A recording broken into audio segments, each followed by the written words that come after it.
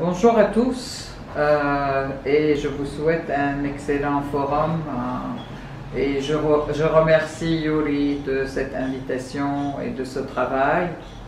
Je vous souhaite un excellent forum, comme j'aurais voulu être avec vous. Mais hélas, en fait, la distance et le temps des voyages qui est imposé par les sanctions ou le blocus contre la Syrie fait que je ne pourrais pas physiquement affronter ces difficultés et cette fatigue. Parce que, comme vous savez, il faut presque faire le tour du monde avant d'arriver dans n'importe quelle capitale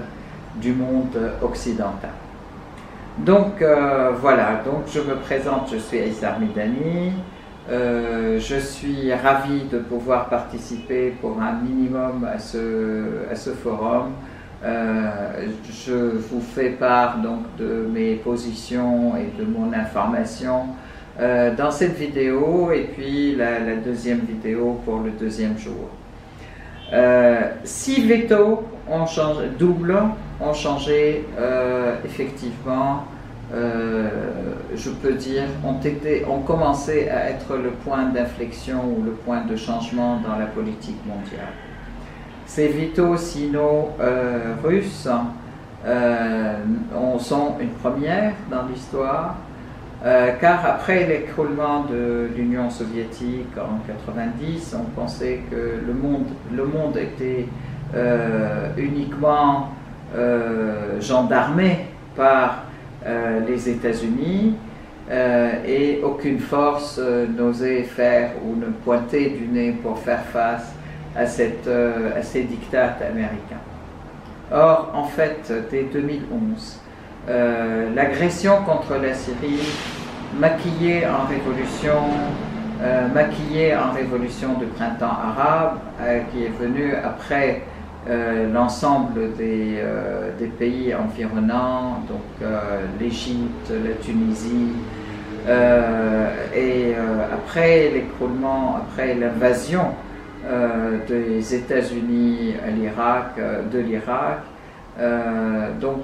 Et puis rappelez-vous, au début 2011, l'agression aussi des forces de l'OTAN et de l'Union européenne, détruisant complètement l'État libyen et tuant le président de la Libye. Donc en fait, ces vétos russes et chinois qui se sont exprimés à l'ONU pour interdire l'invasion de la Syrie se sont appuyés sur une résistance importante de l'État syrien et sur le fait que, effectivement, la Syrie, malgré toutes les violations et malgré tous les mensonges, a tenu bon. Le peuple, l'armée et la résistance et surtout le président qui ont tenu bon pour résister à cette effroyable invasion par des hordes barbares envoyées par 130 pays différents. Donc nous avons pris conscience, le monde a pris conscience que les États-Unis continuent effectivement leurs interventions, les États-Unis, l'OTAN et Israël continuent leurs invasions sous des formes différentes, comme ils ont envahi l'Irak sous des prétextes fallacieux de présence d'armes de destruction massive et de la présence de terroristes, alors que ce sont eux qui ont planté les terroristes. Ils ont envahi l'Irak, mais il n'y a pas eu d'opposition mondiale en Irak contre cette invasion. Or, en fait, pour la Syrie, la résistance de l'État syrien, la résistance de l'armée arabe syrienne, la résistance du peuple syrien et de ses alliés. Je peux dire aussi, la Syrie avait tissé des relations politiques, stratégiques importantes avec l'Irak, avec le Hezbollah, avec le Front de la Résistance.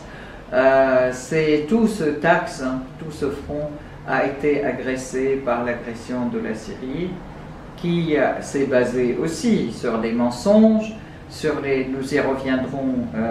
par la suite dans la deuxième partie, ou dans la partie que je prépare pour demain, concernant tous les mensonges qui ont été vraiment déblatérés contre la Syrie, contre le président qui tue son peuple, contre soi-disant la République légitime de la Syrie, mais qui s'est transformée en État, je ne sais pas quoi, d'occupation, et des gens qui ont été tués par les terroristes comme ça, sous prétexte de collaboration avec l'État. Donc, toute une inversion des concepts. Bon, je peux dire, en fait, pour résumer, que c'est la résistance et la victoire de la Syrie, car en 2013, la Syrie, elle ne représentait plus, en fait, sous le contrôle de l'État, que 30% du territoire. Aujourd'hui, nous arrivons à 90% du territoire syrien qui est sous contrôle de l'État légitime, qui est présent à l'ONU et qui est membre fondateur de l'ONU, qui est membre fondateur de la Ligue arabe, qui est la première à voter la suspension de la Syrie de cette institution, et qui de plus a été la première à poignarder dans le dos l'État syrien. Je voudrais dire, c'est cette résistance de la Syrie qui a opéré cette transformation du monde. Donc aujourd'hui, nous assistons à un axe qui se forme, un axe de la résistance à l'hégémonisme, un axe qui résiste à l'impérialisme et qui s'étend dans pas mal de pays asiatiques, dans les pays qui sont épris de liberté et d'indépendance, mais aussi, nous voyons le cas du Venezuela, le cas donc de Cuba. C'est donc bien sûr donc un grand axe qui se construit autour de la Russie, de la Chine, des BRICS, des grands pays du BRICS, qui opèrent, qui construit un monde nouveau avec un axe qui s'oppose à l'hégémonisme, un axe qui veut aider au développement du monde, et un axe qui veut aider les pays à se développer, loin de toutes les contraintes et toute la domination des impérialistes, que ce soit par les prêts des banques mondiales, soit sous des vocables différents d'investissement et de coopération technique qui n'était rien d'autre que instaurer des racines nouvelles pour l'impérialisme et pour le pillage des richesses et des ressources des pays. Donc aujourd'hui, nous assistons à la naissance de ce monde qui non seulement se construit, mais qui prend forme aussi par l'organisation de coopération de Shanghai, par des organisations nouvelles, par une résistance effectivement aussi au dollar, une résistance aux sanctions qui ne sont rien d'autre que des blocages, un blocus qui est imposé unilatéralement par les États-Unis à des pays du monde. C'est le cas de l'Iran depuis 40 ans, c'est le cas de la Syrie actuellement, c'est le cas de la Russie, etc., etc. Donc en fait, cette période de lutte entre ces deux mondes aujourd'hui, entre le monde qui veut gagner, qui veut diriger, ou les pays qui veulent exercer un monopole sur le monde entier, qui sont les États-Unis, les pays de l'OTAN et leurs valets dans toutes les régions, face au reste du monde, aux pays qui veulent se développer et qui veulent être complètement indépendants, souverains, utiliser leurs richesses et passer des accords gagnant-gagnant dans tout le respect à la fois de la civilisation, des peuples et